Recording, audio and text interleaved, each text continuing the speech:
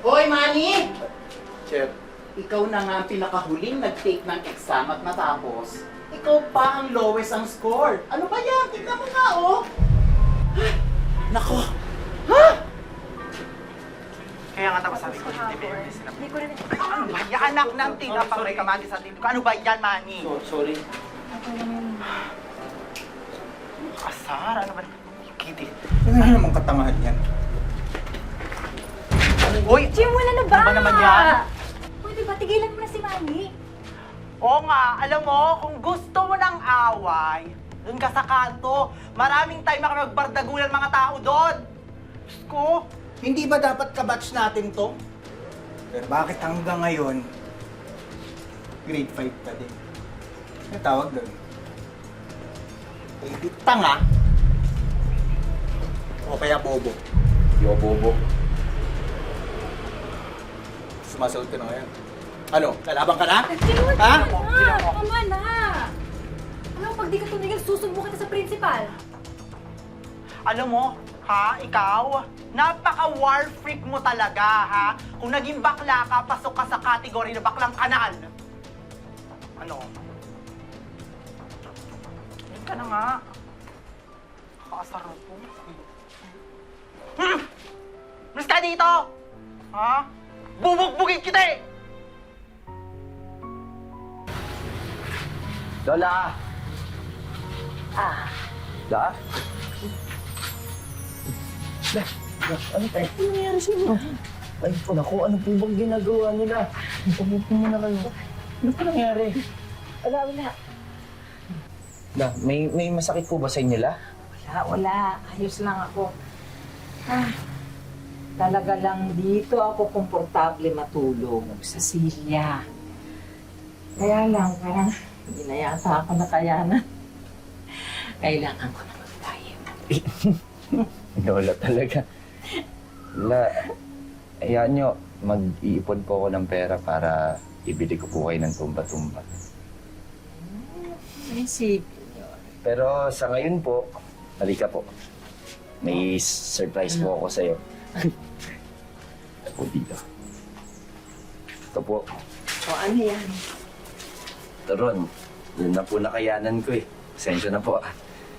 Oh, talaga itong apo ko. Napaka-sweet talaga. Ikahati tayo dito, ha? Sana po magustuhan nyo. Ay, naku. Basta't sa'yo galing.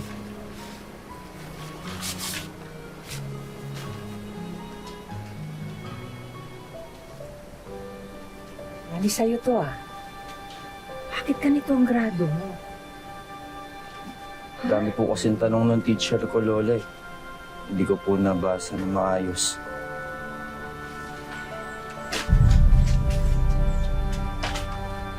Bagsak ka na naman. Diyos ko naman, Manny. Pagod na pagod ako sa kakatrabaho, tapos ito sasalubong mo sa akin? Ha? Ang laki-laki mo na, grade 5 ka pa din? Tama ano ka ba? Tama na. Ma!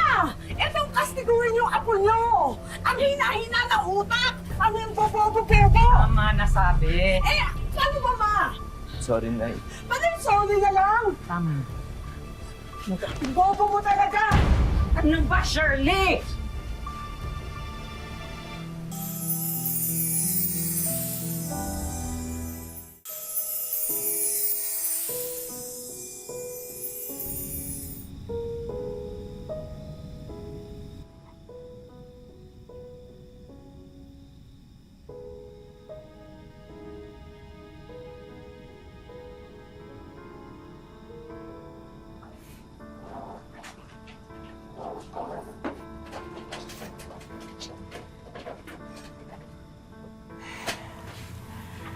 Alam ko, hindi mo pa rin matanggap na iniwan ka ng ama ng anak mo, pero... Shirley, huwag mo naman ibuntun sa anak mo ang lahat ng galit mo. Ma, hindi naman po ako galit kay Manny. Ang tingin niyo po ba, pinarudusahan ko yung sarili kong anak dahil sa ginawa ng ama niya? Hindi ba? mahabol din kita dali. Bilis mo! Wait! Dali lang! Halika na! Halika dito! Halika dito! Halika dito! Taya! Ay! Ano taya ka na? Saan ako taya? Charot lang. Akala kasi namin nagtatago-taguan tayo dito. Maghapon natin siyang hinanap, di ba? Diyos ko, di mo naman kami in-inform na dito na pala yung eskwelahan. Ano ba yan? Bakit niyo ba ako hinahanap? Kahapon mo pa kasi ito naiwan sa school. Oh, ayan. Salamat. Diyos ko, bakit di ka kasi pumasok? Tatrabaho kasi ako dito eh. May baby ka na? Diyos ko, di mo naman sinabi. Dapat nagninang kami. Hindi, basta. Huwag yan ang tanong.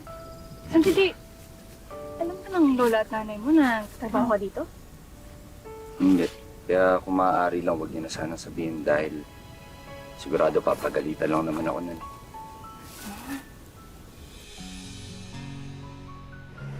Saan niyo ba araw-araw ako pupunta dito? Para lang tignan to. Kasi tagal ko nang gustong bilhin si Lola niyan. Kaya ka pala nagtatrabaho. Gusto ko talaga mag-ipon ng pera para meron ng pilitan si nanay. Yun, papagpatayo siyang negosyo para di na siya kailangan pang bumiyahe ng malayong lugar para doon pa magtrabaho. Dito na lang magkakasama kami. Wow, taas ang pangarap mo ha. Alam mo, pangarapin mo muna kayo makapagtapos ng grade 5 eh. Joke lang, Manny. Ano ba? Kasi, asan ba yung tatay mo? Di ba dapat siya nag-work para sa inyo? Hindi ko alam, basta sabi sa akin ng nanay ko, iniwan na daw kami nung bago ako panganak.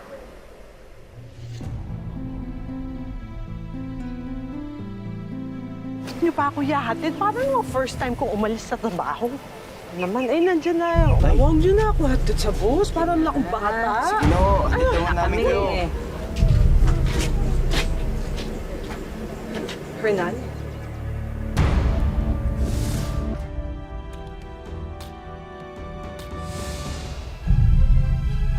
Shirley?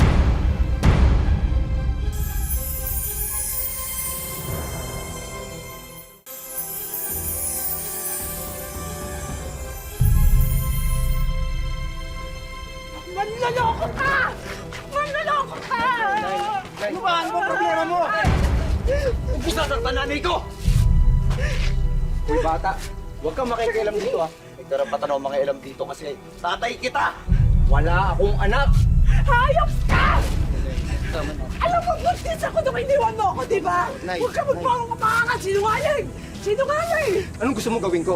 Anong ipang susuporta ko sa'yo? Eh sa pamilya ko nga, kulang pa yung sweldo ko eh. May asawa at anak ka nung buntis ako! Hayop ka talaga! Hayop ka talaga! Nay, tama na ako ngayon! May pamilya ako. Ano? Okay na kayo? Masaya na kayo? Wala siya.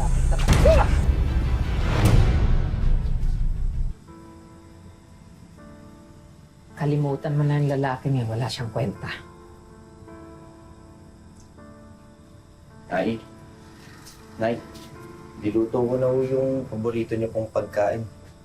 Kain na po tayo. Wala akong gana. Nay, kailangan niyo pong kumain. Bingi ka ba? Sabi ko nga wala akong gana eh. Nay, naiintindihan ko naman po yung nararamdaman niya. Pero tama po yung sinasabi ni Lola. Dapat po siguro ibaon niyo na po sa limot yung tatay ko. Tumahimik ka nga.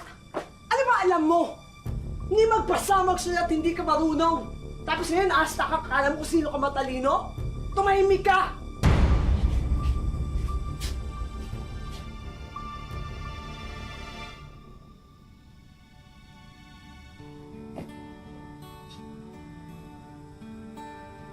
Manny, halika.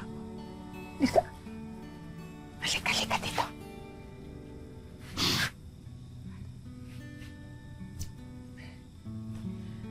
Pabayaan mo na muna nanay mo, ha? Alam mo, galit lang yun eh, dahil sa nangyari. Yan niyo po. Sa susunod po na linggo, gagalingan ko po yung exam ko para naman po matuwa sa akin si nanay. Napakabait talaga ng apo ko. Sa kabila ng lahat, nanay mo pa rin ang iniisip mo.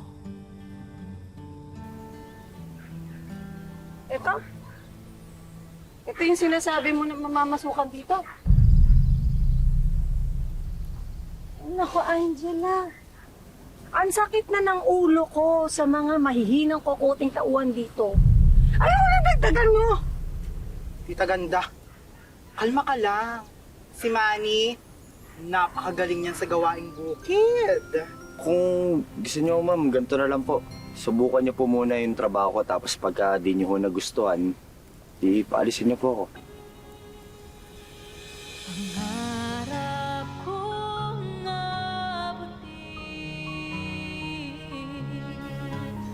nakikinangan na bituin, susugod kahit anuman ang harapin, pangarap ay aking. Ay, Manny! Ma'am. Ma'am. Ikaw ba nakasira nito? Opo, ma'am. Kasi tinabas ko na po yung mga damo eh. Sinabi ko ba sa'yong gawin mo yon? Hindi Oh. Ibinawas ko na sa sweldo mo yung pagkasira nitong karet, ha? Sa susunod kasi, huwag mong pakikialaman ang trabahong hindi sa'yo. Klaro? Opo, ma'am. Oh, Medyo na. ito ni sweldo mo.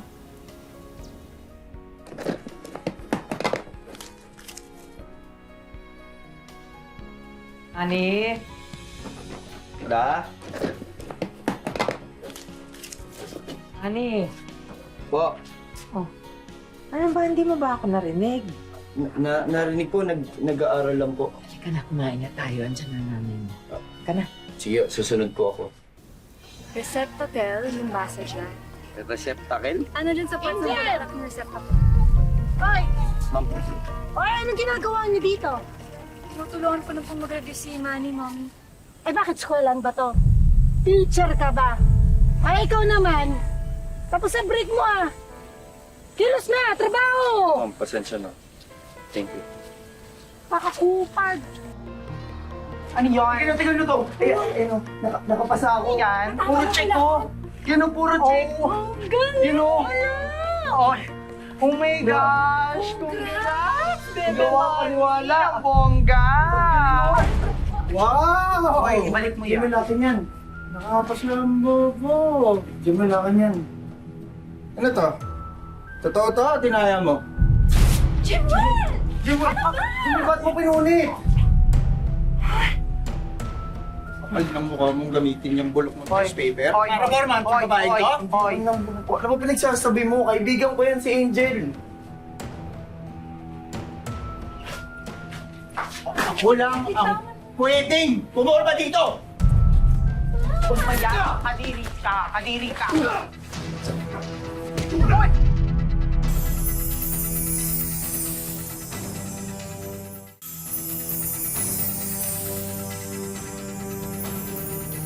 Nay! Nagsa ka na nga eh! Shirley, tama na yan. Ang baba na lang ng grades mo, nakikipag-away ka pa! Nay, sorry po. Sorry po kung lagi ko na lang po kayo pinapahiya ni Lola. Ayoko naman po talaga makipag-away. Kaso po, gusto ko lang po sanang ipakita po sa inyo na nakapasa po ako sa exam. Pinunit po yan ni Jimwell, kaya po ako nagalit.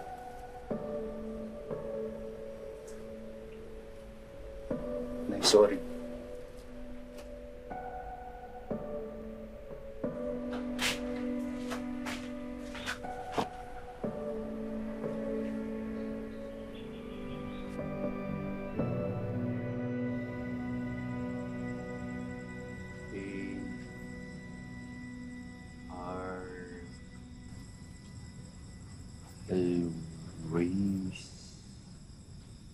Kain ka muna, Manny. Nay, Sige lang. Relax ka lang. Bakit ka dito nag-aaral sa labas? Sipag naman. Forgiveness ang basa dyan. Forgiveness? Forgiveness. Ang ibig sabihin nun, kapatawaran. Oh. Siya nga pala, Manny, pasensya ka na kung minsan pinagbubuntunan kita ng sama ng loob. Nakikita ko naman na nagsisikap ka.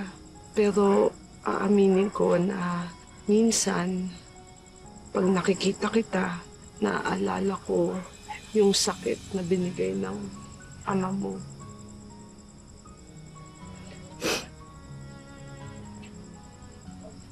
Nay, hindi niyo naman po kailangan mag-sorry sa akin.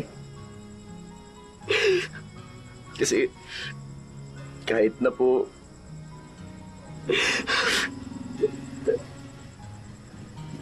mahina lang po yung ulo ko, naiintindihan po kita. Naiintindihan ko po yung nararamdaman mo.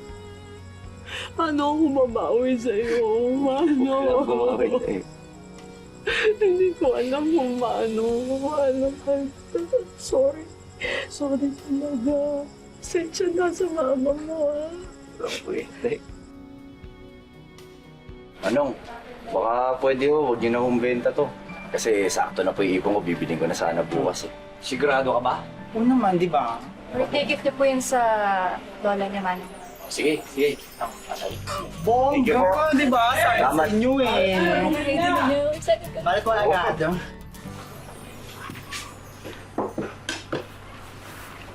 Ayan. Saan ba si Manny? Tagal naman niya. Anong oras na? Ay naku, pauwi na po yun, ma.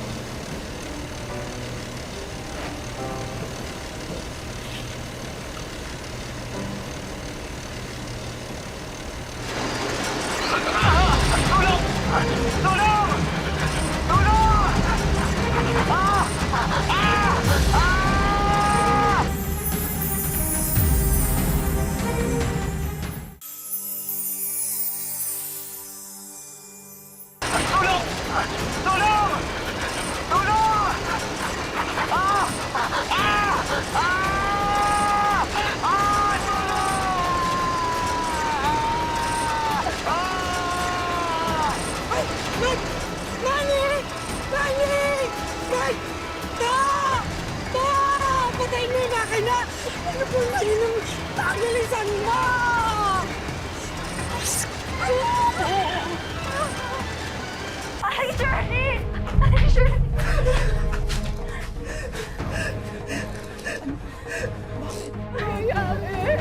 Ano nangyayari? Ano yan? Ano nangyayari? Ano? Mani! Ano? Mani! Mani! Anak ko! Tulungan niyo kami! Tulungan! Tulungan niyo! Anak ko! Anak ko! Tulungan niyo kami! Tulungan niyo kami!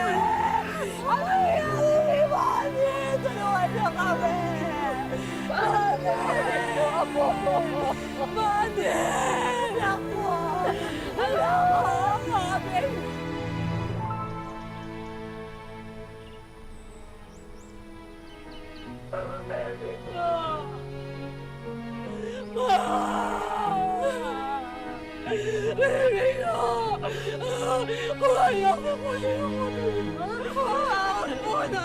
ko! Mani! Nagkulang ba ako? Na ginawa mo ang lahat para mapalaki siya ng maayos. Nagtrabaho ka para masuportahan mo siya. At kahit na malayo ka, alam ng anak mo lahat. Ginagawa mo yun dahil mahal na mahal mo siya.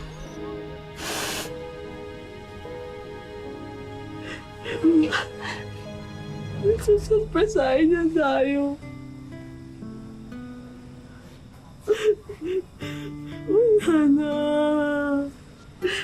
Mani. Mani. Gusto na makita. Walang ang salitang kayang maglarawan sa pinagdaraanan ngayon ni Nanay Shirley at Lola Clarita. Kaya naman agad kumilos ang aming team para tuparin ang mga naiwang wish ni Manny para sa kanila. Magandang hapon po sa inyo, Lola Clarita at Nanay Shirley. Nakarating po sa amin yung kalunos-lunos na nangyari sa inyong apo at anak niyong si Manny.